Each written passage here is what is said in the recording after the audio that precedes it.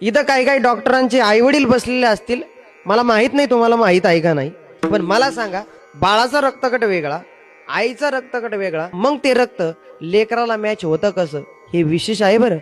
हा प्रश्न नाद बाबांना पण पडला होता. कोणाला सांगता येईल का? नाही, तू म्हणता तूच सांग बाबा. तर सांगतो आहे का, नाभी चक्रामध्ये एक मशीन आहे, त्या मशीनचं नाव आहे प्रेम.